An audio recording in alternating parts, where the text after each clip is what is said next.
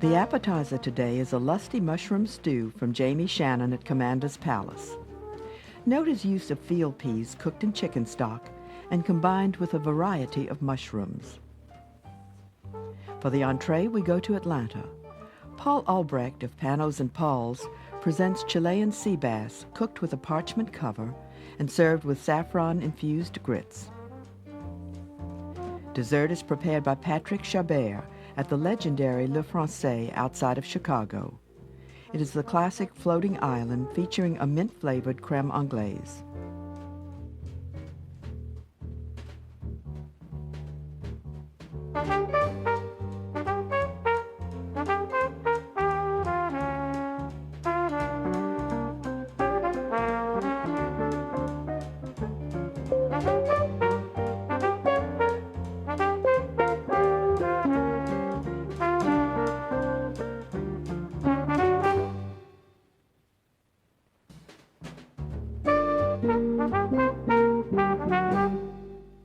Jamie Shannon is executive chef at Commander's Palace, one of the grand dining destinations in New Orleans. It has been a career launcher for innumerable chefs across the country and continues to trailblaze with upscale fare that defines New Orleans food. Here is Chef Shannon's mushroom stew.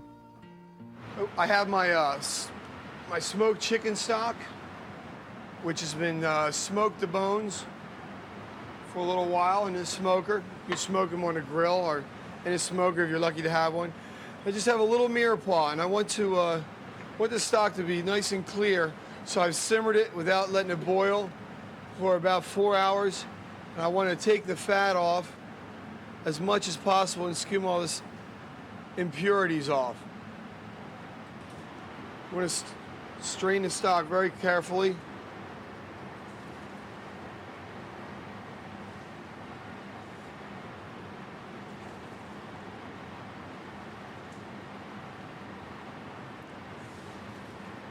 Okay, I have my stock strained, and I'm going to put some field peas in, some fresh field peas with my wild mushroom stew and summer truffles.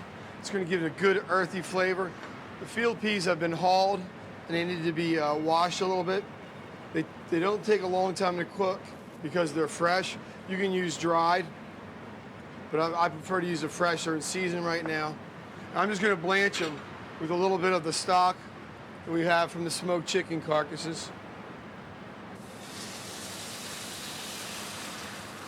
It's going to cook a little bit.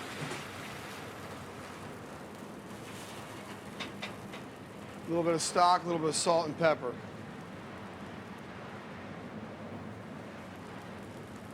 The reason I'm blanching these separately is because I want my final product to be nice and clear. The peas have a little starch on them. They will cloud up my stock, so I'm just going to cook these separately, let them cook down a little bit. I have my stock that we have strained. I'm going to season it with a little bit of salt and pepper. Put a little bit of fresh thyme in there and just let it steep.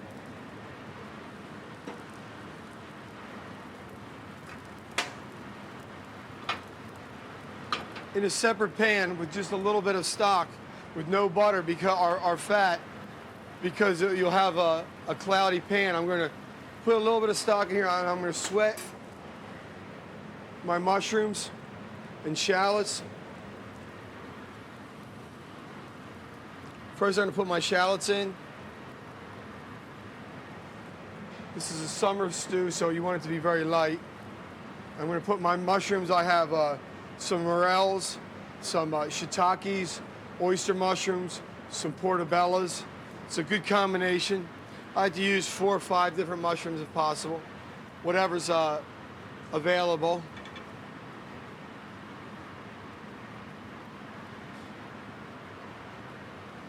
We don't want to cook the mushrooms too much because we want the flavor of each individual mushroom to be distinctive. A little bit more stock.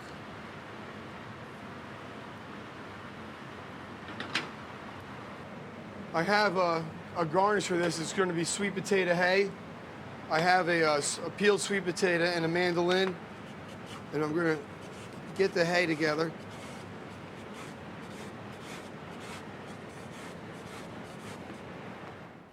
The sweet potatoes will be deep fried. Also, garlic chives. These are our garlic chives. They're a flat chive. We get them in the summertime around here. Real nice. They have a little distinctive garlic flavor.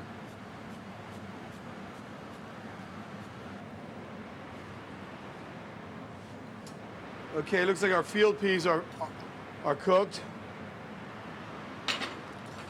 We have our mushrooms, which we only want to simmer, sweat down a little bit. We want to keep the elegant, earthy flavors of the mushrooms.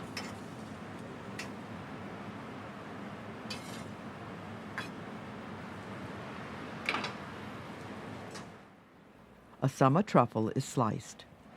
Not a white truffle. It's a little bit less expensive. It's a lot less expensive than the white truffles, and it's a little bit more abundant. It's not as pungent, but it's a good truffle. It's easy to get a hold of. I have some truffle oil. I'm going to put it in the bottom of the warm bowl. Is going to make it very aromatic.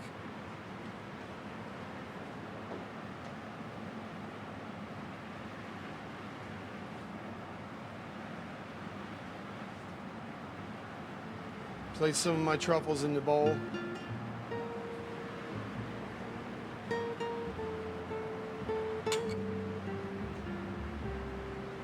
You can use any type of, fresh bean, but these are nice. They're when they're fresh, they have a little bit more of an earthy flavor, which you want for this stew.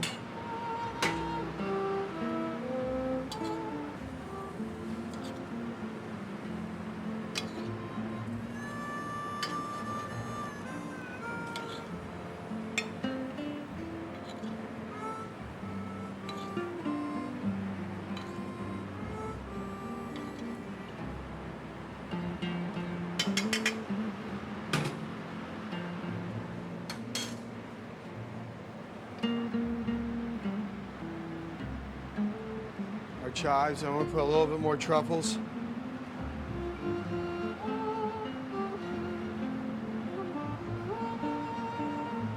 Then I have my stock, which has been seasoned.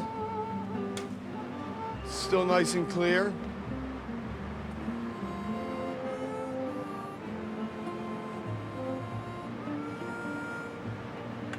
Gently.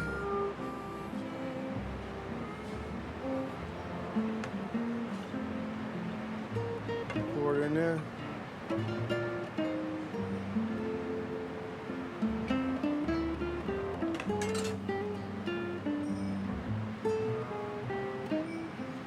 Finish it off with a little truffle oil.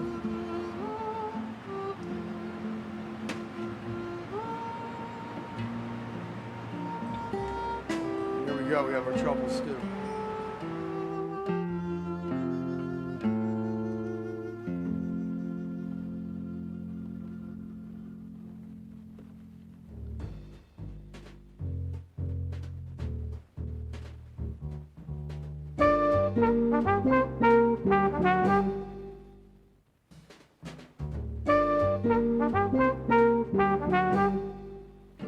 Paul Albrecht is co-owner and executive chef at Panos and Paul's, the flagship of a slew of Atlanta restaurants owned by the Buckhead Life Restaurant Group.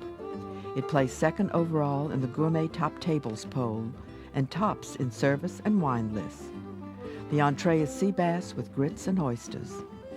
To start off, I'm using stone count grits. Add a little saffron to my water. Just a pinch.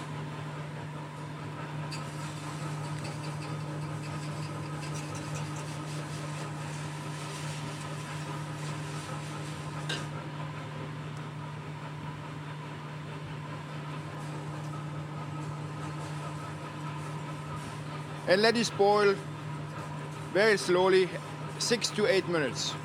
To finish, we're using fresh butter, a little salt, pepper, and it gives a nice starch with the Chilean sea bass.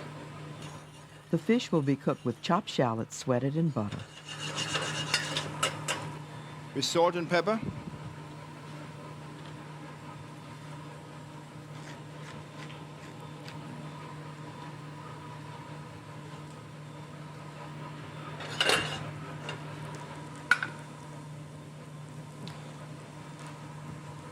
Placing the bass on top the shallots.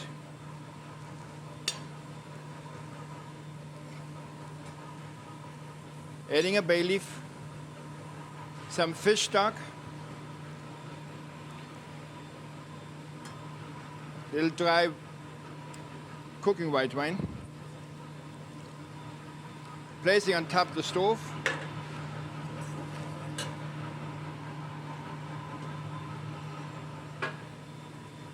Cover with parchment paper.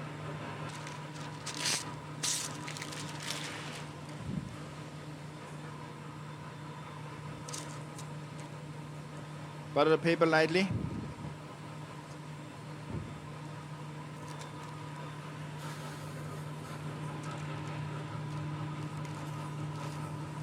Okay. Bring the stock to a boil and finish baking in the oven for 4 to 6 minutes. At 350 degrees.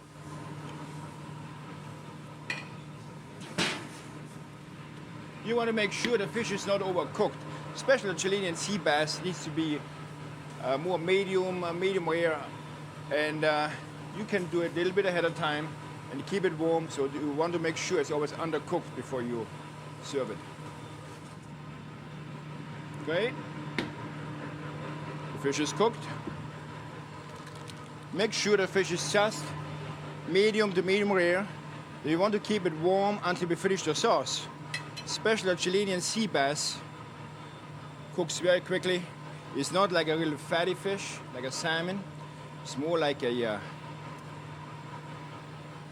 grouper, snapper, and tuna. So it needs to be just the medium side. Olympia oysters are shucked.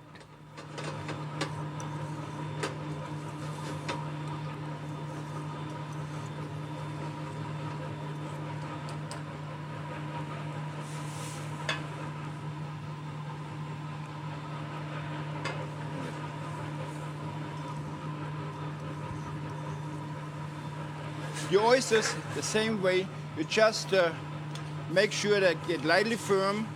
You don't want to overcook the oysters either.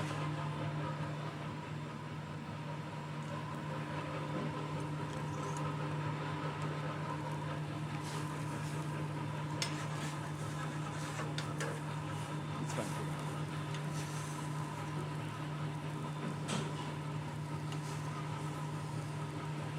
You place your oysters on top of the fish.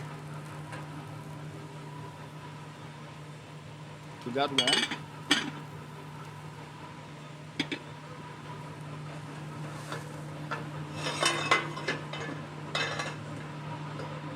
Now very quickly we're reducing our fish stock by straining the shallots out, adding heavy cream,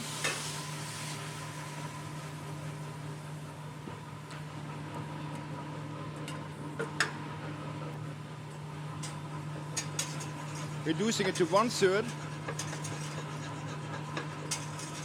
We don't use any flour. It does not need any flour. By reducing the cream to 1/3 and adding a little fresh butter, it gives a nice thickness and shine to the sauce. In order to cut the fat, the richness, we add a pinch of cayenne, a few drops of lemon juice,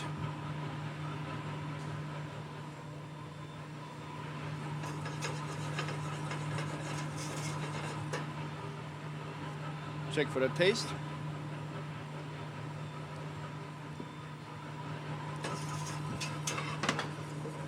On very low heat,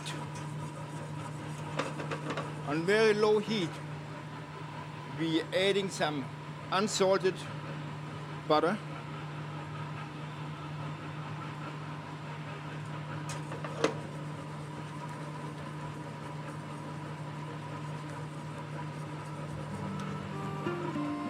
We're placing the saffron grits in the middle of the serving plate.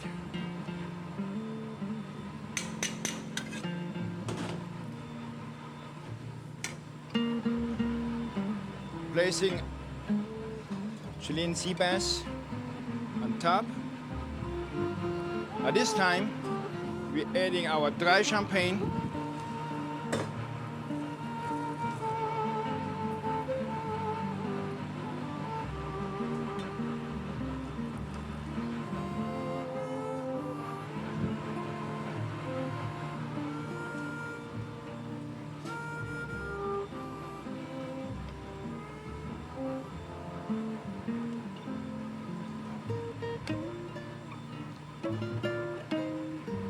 Place the fish. Caviar, caviar. Place in the fish with the champagne sauce and garnish with beluga caviar.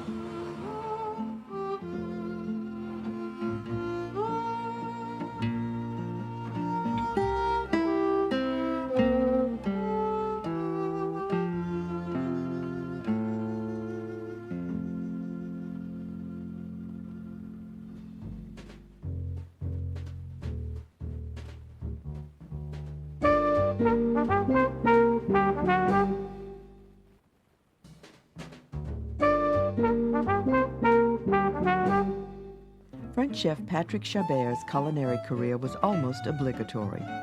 First, he was born in the same town as the Epicurean Brillat-Savarin. Also, his family was in the restaurant business, and finally, in the U.S., he works at the peerless Le Français. He offers his version of Floating Island. All right, so I'm going to make a floating island. So the first thing I'm going to do is butter my mold, okay?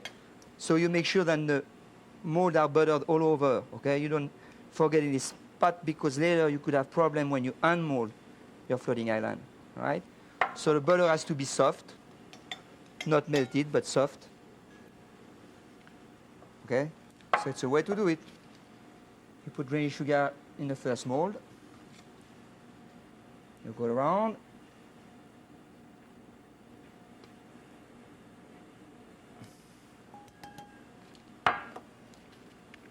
And there's another way to go faster actually, which is to do this one. You go from a mold. And the last one. All right. Now very quickly, I'm going to sprinkle my raspberry with some granulated sugar and marinate those raspberry with a little bit of raspberry liquor, okay?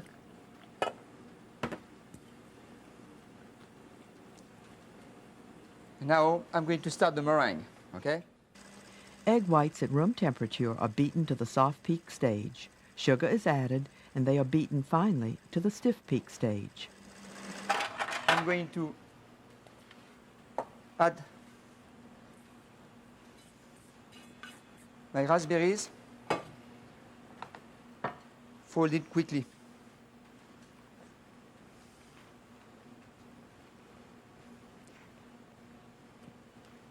Fill up my foam mold, making sure that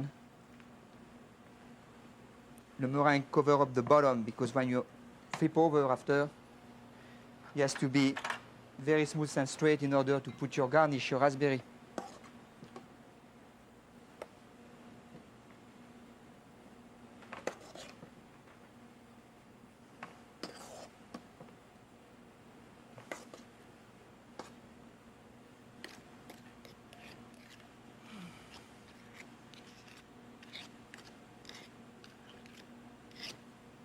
My water bath on the stove, the water has to be hot, it doesn't have to boil. The oven being at 300 degrees, if the water is cold, the water won't have time to warm up, right? And make sure the oven is no more than 300 degrees because the meringue would cook too fast. Takes about 15 minutes, okay? So I would say every so often, rotate the water bath in the oven to make sure that the meringue cook evenly. Okay, now I'm going to work on the crème anglaise, okay?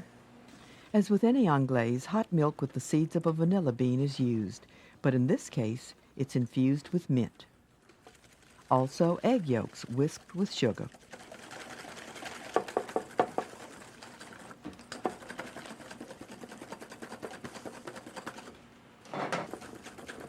Okay, when the milk is hot, put a small amount and very quickly you mix.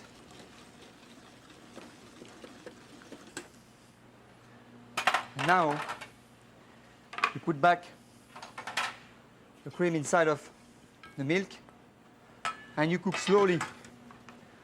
If you major meat, it's fine. If you cook too fast, you could ending up by having, I told you, scrambled eggs. After cooking, the mixture is strained into an ice bath. Before it's cold, I'm going to add a little bit more of mint. Okay? If it's cold, the mint is not going to infuse. If I do that, it's because when you add egg yolk, you lose a little bit of the taste. And now, you mix.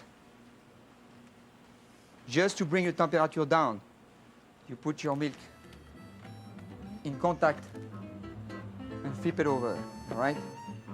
And as you can see the syrups coming out on the side. You unmold very carefully. And here you have your floating island. Fresh raspberries are placed on top. It's a floating island, right? So you need to put something around.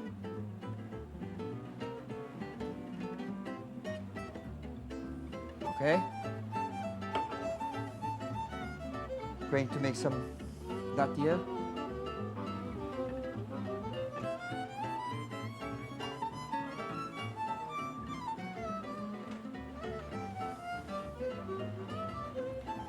Drizzle some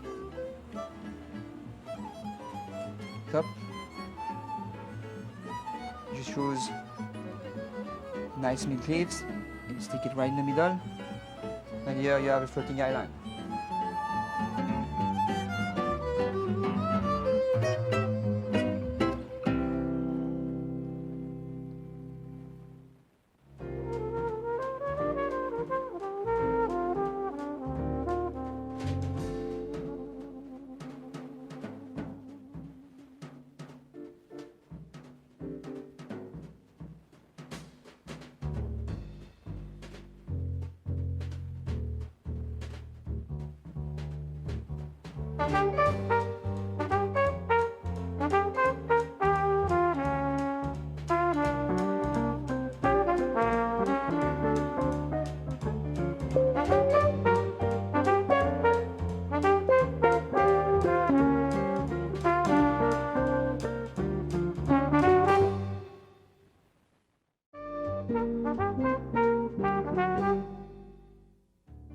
Welcome to Great Chefs, a culinary tour of the United States, featuring some of the country's finest chefs.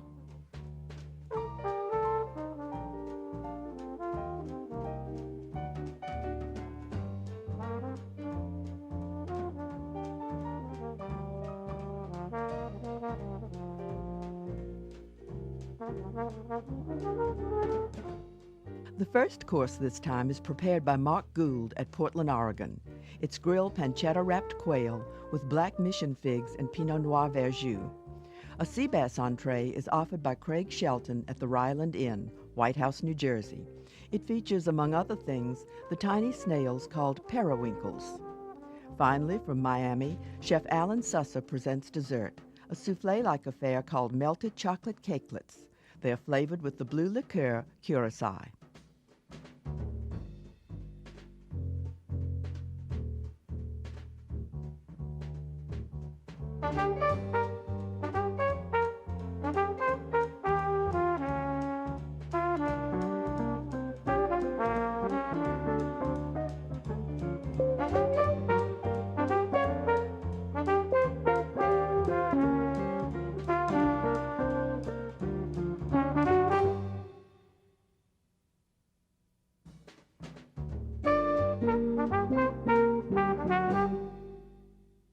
Atwater's restaurant atop the U.S. Bancorp Tower offers a panoramic view of Portland and at taping time, the cuisine of Mark Gould. After graduation from Johnson & Wales, he cooked in Chicago, Lyon, France, Sweden, and the Epcot Center in Florida. His first course is grilled quail and figs. To start the dish, we're going to take these quail. They've been partially deboned already before us, meaning that the backbone and rib cage have been removed. All at our left are the drumsticks along the thigh, and then the wing bones. The wing bones we will sever. You see where the bones come together at a V, come down and through. And other side. Piercing the flesh at the base of the legs, just to make an incision. We'll be sliding in the legs or stitching them later on. That can be done. The quail are coated with olive oil, seasoned with salt, pepper, and chopped herbs, then wrapped in pancetta. And then they'll be ready for tying or wrapping with the pancetta. Pancetta will give a nice spiciness and fat quality because the quail are so lean. Pancetta is Italian bacon. Just one band around. Be sure you're tying in the wing on both sides. And then to secure it, you'll take a toothpick. Regular bacon can be substituted. The chef now prepares the figs for grilling. These are beautiful end-of-the-season black missions, very cottony and high sugar on the interior. We'll be using 3 half pieces for this dish for each one of the plates. Just want to split them in half. Then we'll toss them in a mixture of balsamic vinegar and a little bit of olive oil, black pepper, and just a touch of salt. Balsamic vinegar is a low-acid vinegar, kind of sweet and very mellow characteristic, rather than being harsh like a lot of other wine vinegars are. It's a nice complement to the sugariness of the figs. Just allow these to soak up some of the marinade. The figs will be grilled later, and when they come off the grill, we'll heat them with just a little bit more of the vinaigrette in order to absorb some more of that flavor. The sauce includes browned quail bones, bacon scraps, reduced red wine, and chicken stock. At this point, we're going to add our herb stems.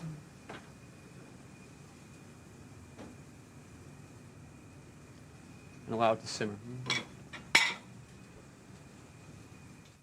Meanwhile, the quail and figs have been started on the grill.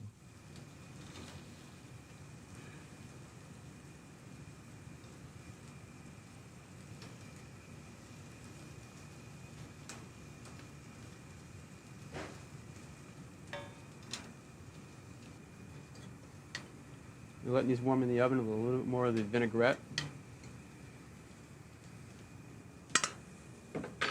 And the quail.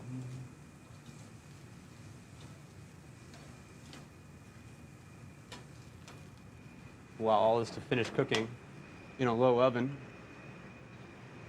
until the quail is fully cooked. In a 350-degree oven for about 15 minutes. An accompanying salad contains julienne apple, Belgian endive, walnut pieces, lemon zest, and juice.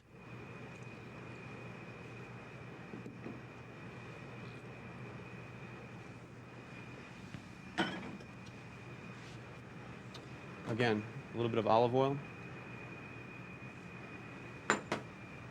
salt, black pepper, and chive. The Pinot Noir sauce is reduced and is strained before service.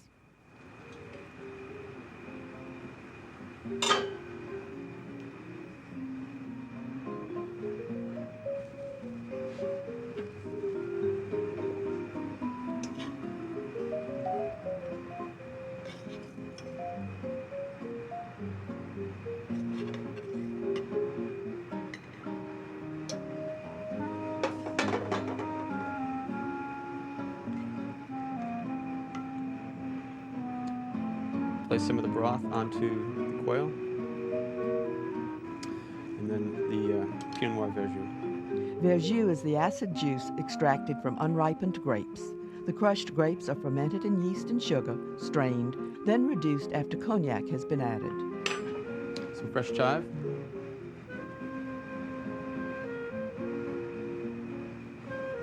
And if you like, a small sprig of thyme or another herb.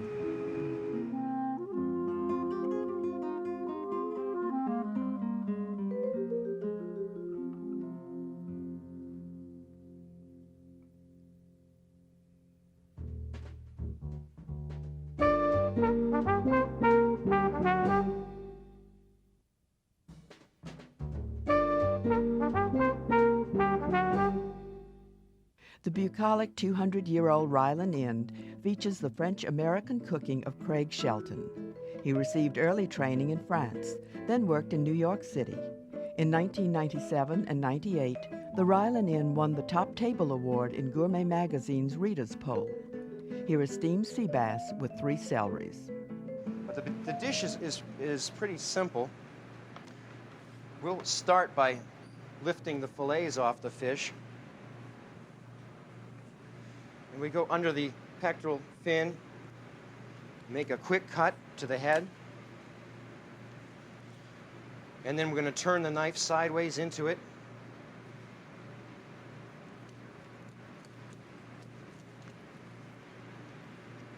And we're just going to lift that fillet right off.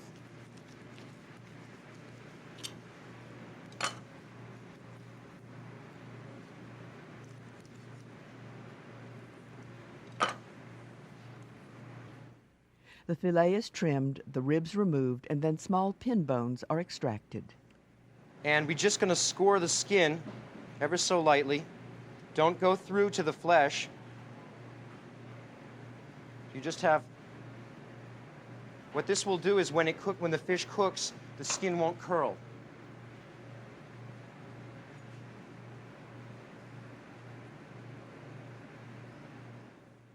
The 3 celeries in this dish include the stalk, the leaves, and shown here the bulb, also called celeriac.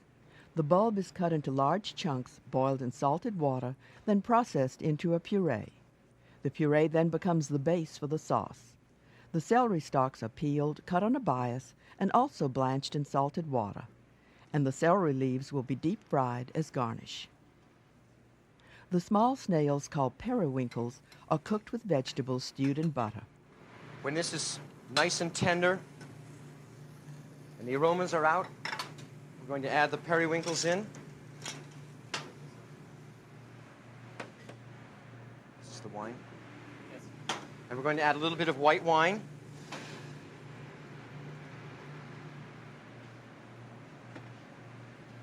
I'm going to use some very special sea salt from France called sel de Guérande, but any sea salt will work. A few parsley stems, and some black pepper.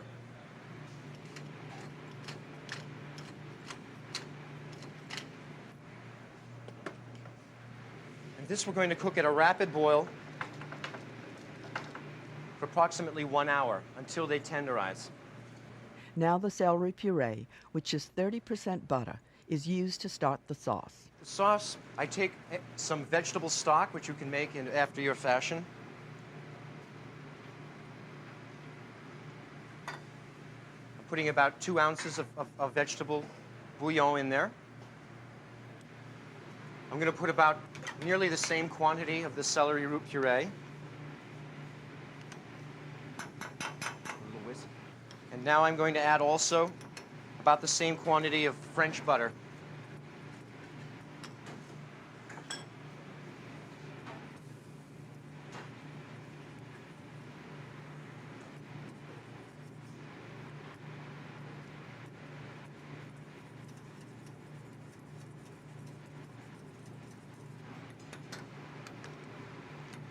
The celery puree is the natural thickener for the sauce.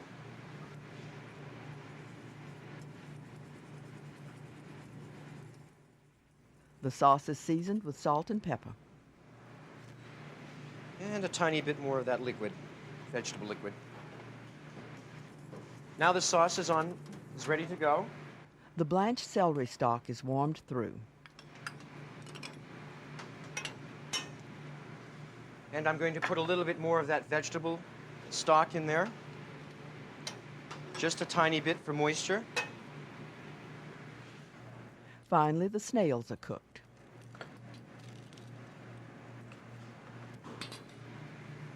to pull them out. With a needle or a fork or something like this, you can dig in, and the little pieces of the snail will come out like that.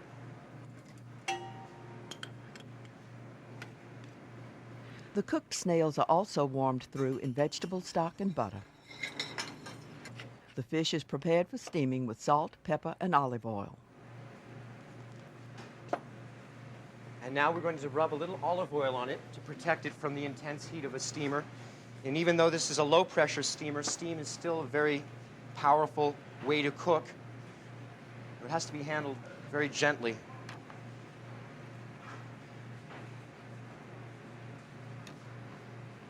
I'm going to put the piece of plastic wrap under the fish so that there's no chance it can stick to the steamer. The fillet will be finished in 4 to 5 minutes. Presentation begins with the cooked celery stalk. The chef finishes the sauce. Okay. That seems just about right. And what we use, you have this gadget at home, is remarkable. One of these little immersion blenders. That'll fluff the sauce up. It'll take air inside it. And it'll give it a beautiful texture of velvet in the mouth.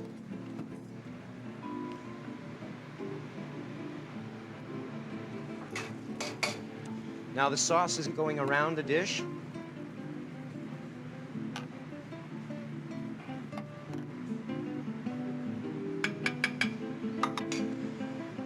Now the fillet of the fish is going to be used.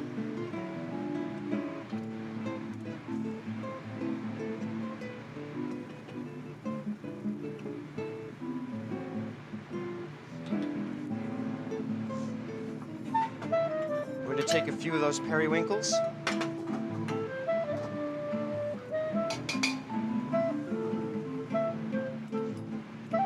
Distribute them over the dish. We're going to garnish it with several of these fried parsley leaves. Excuse me, fried celery leaves. What little bit of liquid remains in the pot that had the celery branch, I'm going to thicken it with more parsley puree, and I'm going to make just a tiny swirl on the outside.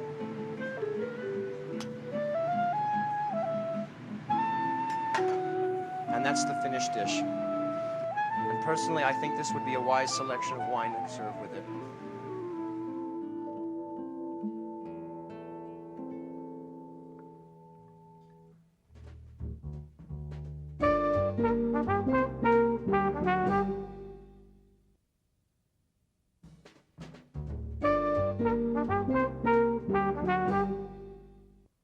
Another top table gourmet poll winner is Chef Allen's in Miami, or more accurately, the northern suburb of Aventura.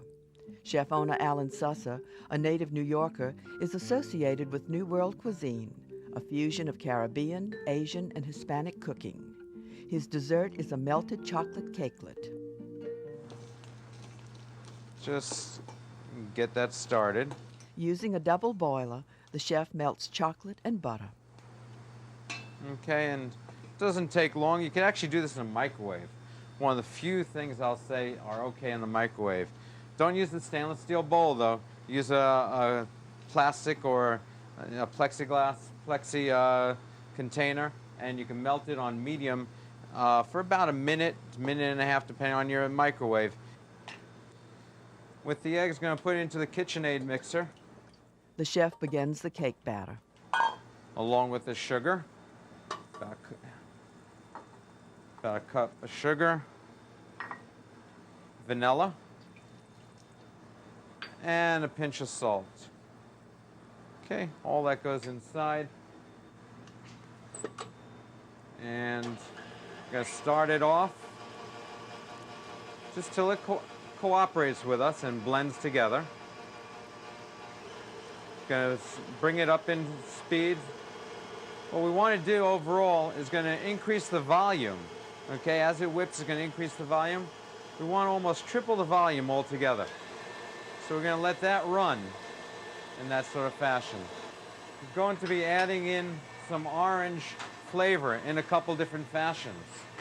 Okay, one is curacao, this blue liquid here, which actually, if you go to Curacao, it doesn't have to be blue. It's orange, it's almost any color, but here in the States it seems to be all blue coloration, and we think of Curacao as only being blue. It's actually an orange liqueur coming from sour oranges, one of the types of oranges. So we're going to be adding that into the chocolate in a few minutes, but then also to keep intensifying that orange flavor, we're going to do a couple of things.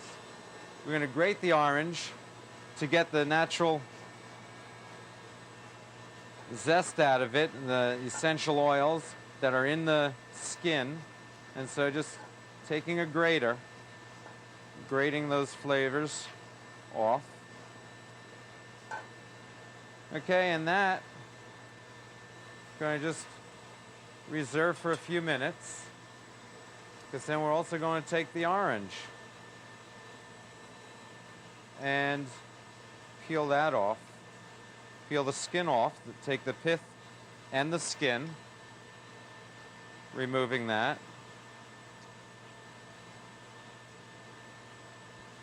Just working cleanly.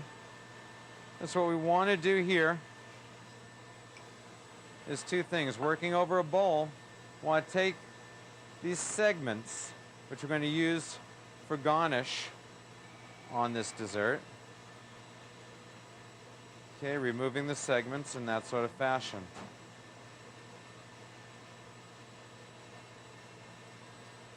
You're going to get most of it just in between, cutting nicely. Okay, so we've got all those segments. Then I'm going to take the rest of this juice, combine it with the zest, just with a nice squeeze in there, okay? Also, any juice that's fallen in, we want to get that juice as well.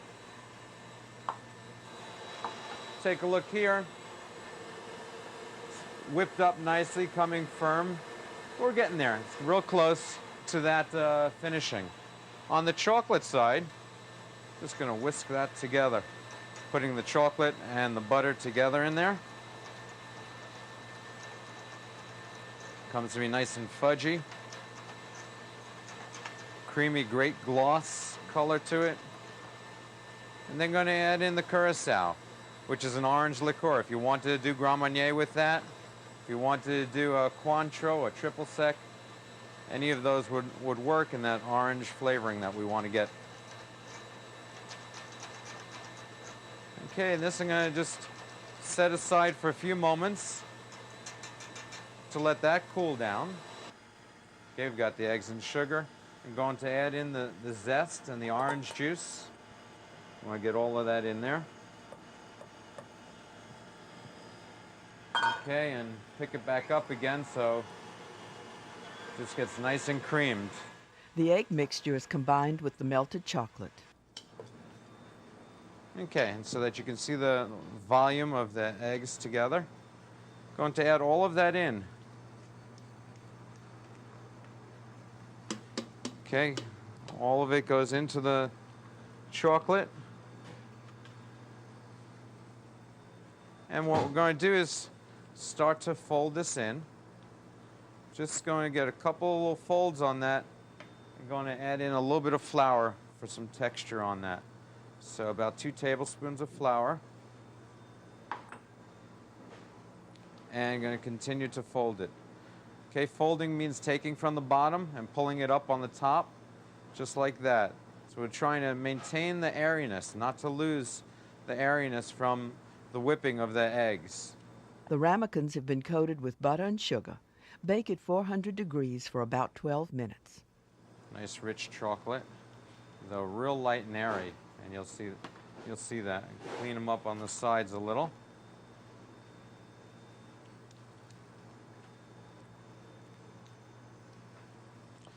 Orange and chocolate work very well together. The intensity of the orange and a little bit of tartness to it. I guess it's like using bittersweet chocolate. You have the flavors with a little bit of that bitter from the orange, the sweet and the bitter from the orange, as well using the Curacao for that alcohol, which is really good, although it bakes off in the process. After baking, allow to cool and run a knife around the edge. After inverting and leaving the ramekin upside down for about a minute to cool down and let the cake set, what we do is pull it up and remove it. Okay? Then with that, what we're going to do is put a nice dusting, confectioner's sugar on it. You can garnish it with the orange segments. You can do a couple of segments on each spot there. And then we could just put a touch of the blue curacao on the plate to give it a little bit of fluorescence to it. Wonderful melted chocolate curacao.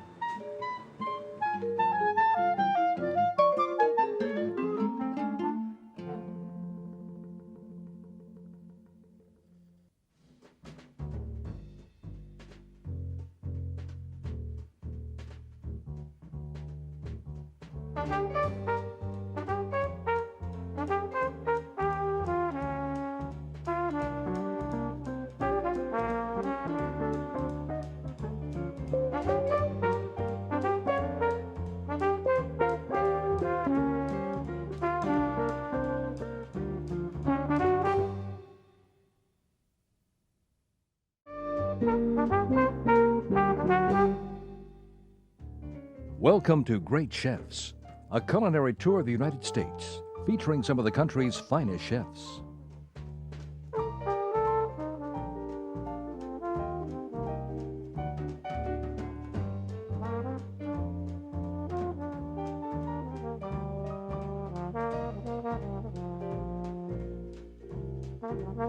For the first course, we travel to Atlanta and the impressive cooking of Gunter Seeger. He features red mullet fillets wrapped in potato and served with a red onion marrow confit. The entree is offered by Jean Joho, chef-owner of Everest in Chicago. Gilding the lily, he will dress up the classic French portefeuille with beef tenderloin. Finally, from the Miami area, Chef Todd Weiss prepares dessert at the Turnberry Isle Resort. It's a warm chocolate espresso cake with a hurricane of fruit sauces.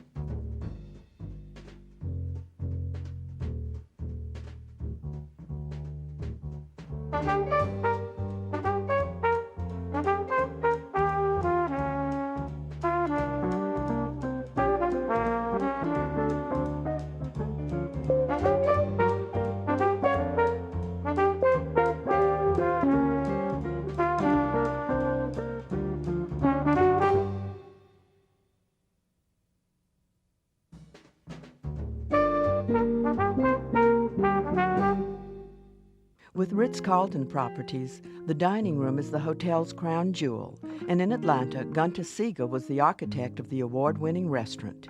He has since opened a namesake in Buckhead, which Esquire's John Mariani called the best new restaurant of 1998. Here is red mullet and onion confit. This is a very interesting dish. We're combining a Roger filet with a red wine sauce. And with that dish also, it's very nice to have a red wine. To start, you use chopped red onions.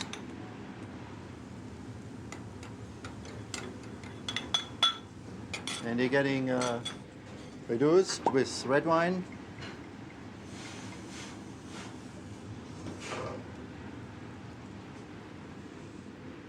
Using a Burgundy here, a port wine,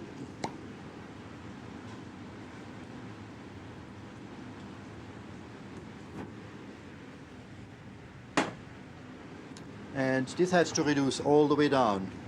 To fillet the fish, it has to be scaled first, really good, and then you wash it.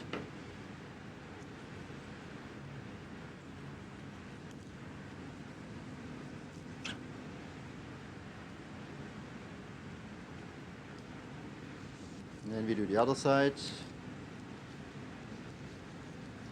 Although this dish is presented here as a first course, 2 fillets will be plated. This is slightly more substantial than a typical appetizer, which would probably include just 1. Then we cut those inside bones off.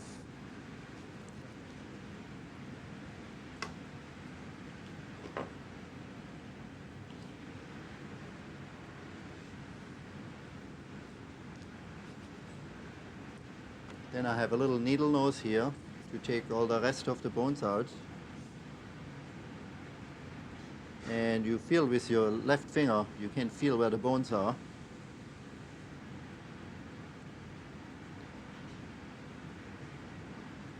Seasoned with salt and pepper.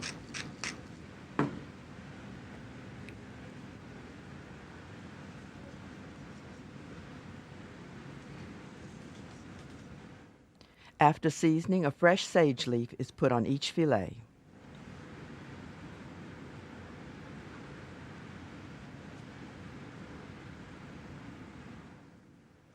Then, using a mandolin, very thin slices of potato are cut.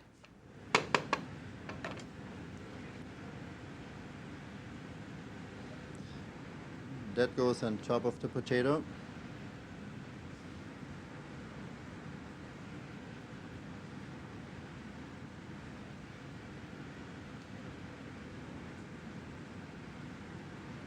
Then we turn it around.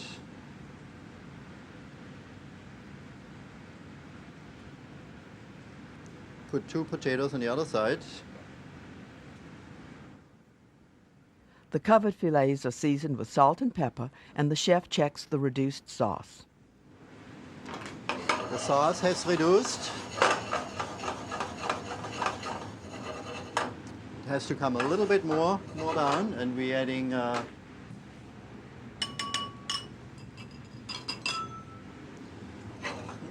little beet juice to it.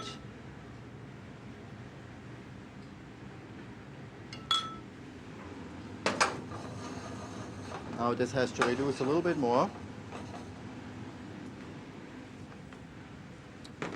Here's a marrow bone.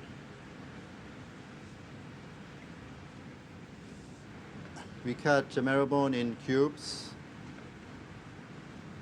And it's helpful when you put your knife in a little bit hot water.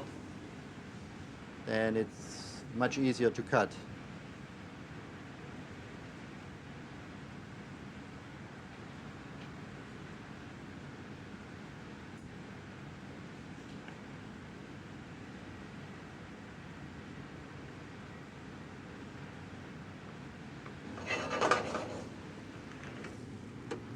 The sauce is finished with just a little bit butter, so it makes it nice and shiny.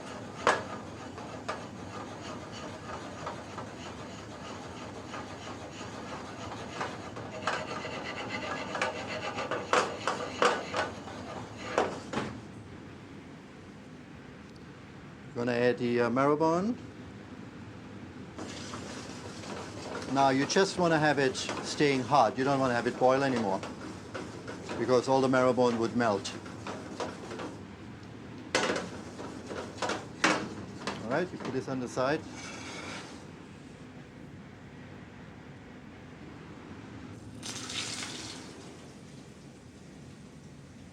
We saute the rouget fillets. They have to be sauteed very hot because it's a very small fish and you want the potato to be crispy, but you don't want the fish to be overcooked.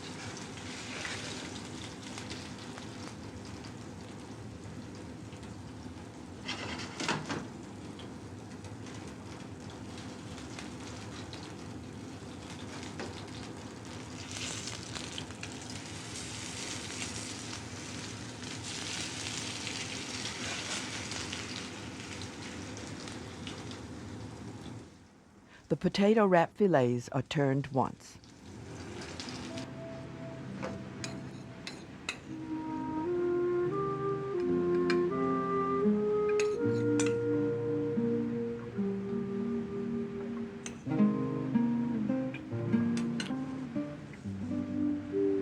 And we put the fillets on top.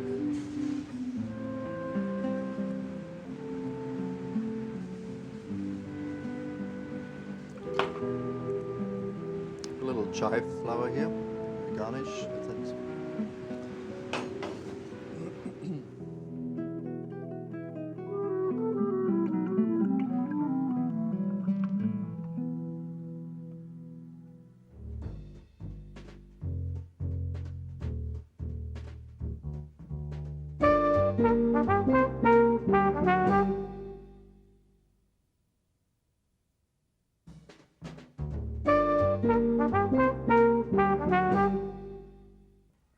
Jean Joho is chef owner of both the Fancy Everest and Brasserie Joe in downtown Chicago. He is a James Beard Award winner as Best Chef Midwest, and Brasserie Joe was awarded Best New Restaurant in 1996. You will notice with the entree, Chef Joho taps his French roots. Here is beef tenderloin, pot-au-feu style. Tenderloin of pot-au-feu. What you want to use here is the most vegetable what you find on the market with seasonal. Especially because you have lots of root vegetable. Like here I have some rutabaga, I have some celery roots, I have some fennels, I have some wonderful leeks, I have some carrots, some baby bok choy.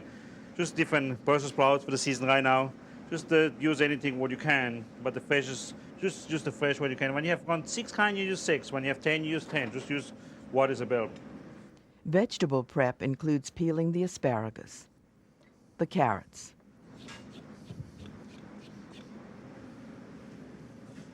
the wonderful little baby bok choy.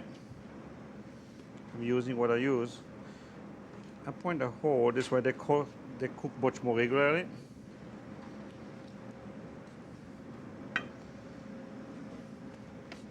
Next leek. Try to buy always some young, nice leek, fresh. Cut some small stick the same size.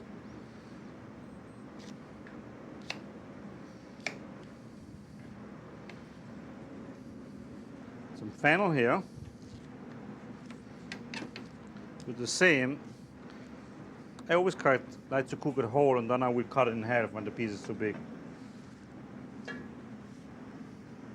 We have some Brussels sprout, the same. Always insert. This way they cook much more evenly, where the inside are always more harder as the outside.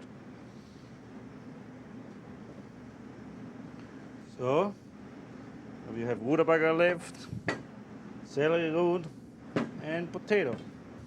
The rutabaga is peeled, sliced, then cut into sticks.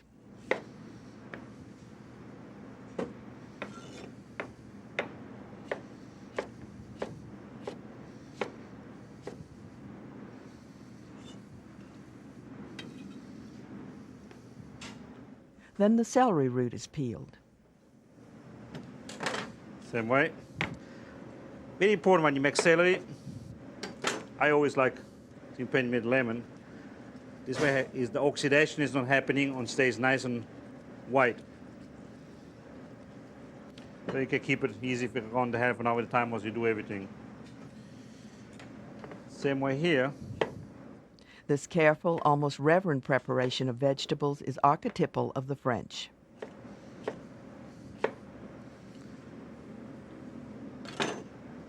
Now the potatoes. What I will do here, what we're doing is just make a tuna potato. Tuna, what means in French rounded.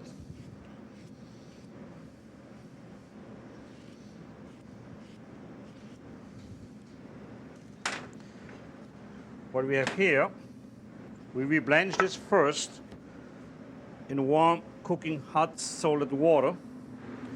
Add the salt.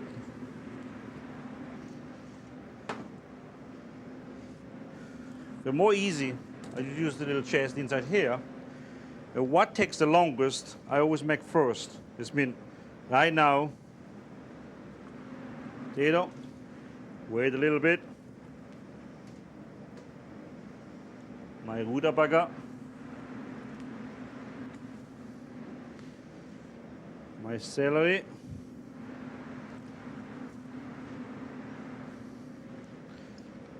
then the leek,